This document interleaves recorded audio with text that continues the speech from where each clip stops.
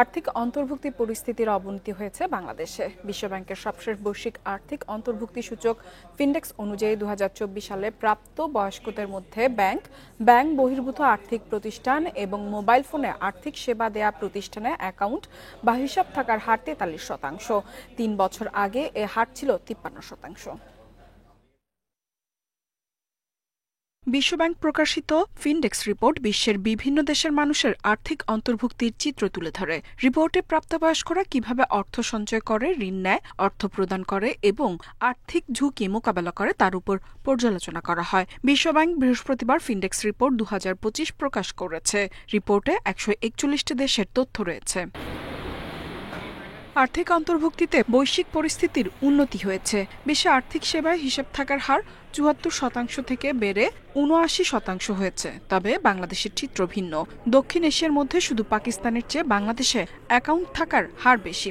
ভারতে হার ৮৯%, যা এই অঞ্চলে সবচেয়ে বেশি। বাংলাদেশে শুধু ব্যাংক বা আর্থিক প্রতিষ্ঠানে অ্যাকাউন্ট থাকার হার ২৪% থেকে কমে ২৩% হয়েছে। অন্যদিকে ব্যাংক ও এমএফএস হিসাব একই সঙ্গে রয়েছে ১০%। মোবাইলে আর্থিক লেনদেনের অ্যাকাউন্ট থাকার হার ২৯% থেকে কমে ২০% হয়েছে। তবে বাংলাদেশে নারী ও পুরুষের অ্যাকাউন্ট থাকার পার্থক্য কিছুটা বেড়েছে। ২০২৪ সালে জেন্ডার গ্যাপ দাঁড়িয়েছে ২১%। ২০২১ সালে যা ছিল ১৯% পয়েন্ট। ২০২৪ সালে নারীদের মধ্যে অ্যাকাউন্ট খোলার হার ৩৩% এবং পুরুষদের ৫৪%। ২০২১ সালে যা ছিল যথাক্রমে ৪৪% এবং ৬৩%। ডিজিটাল পেমেন্ট ব্যবহারের ক্ষেত্রে নারীদের হার ২৭%, অন্যদিকে পুরুষদের হার ৪৫%।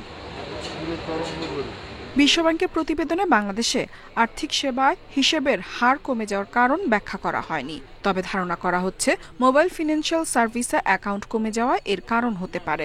বাংলাদেশ ব্যাংকের তথ্য অনুযায়ী ২০২১ সালে ডিসেম্বরে এমএফএসে নিবন্ধিত অ্যাকাউন্ট দেখানো হয় ১৬,৯৭,০০,০০০। তবে বর্তমানে এই হিসেব সংখ্যা নেমেছে ১৪,৫০,০০,০০০।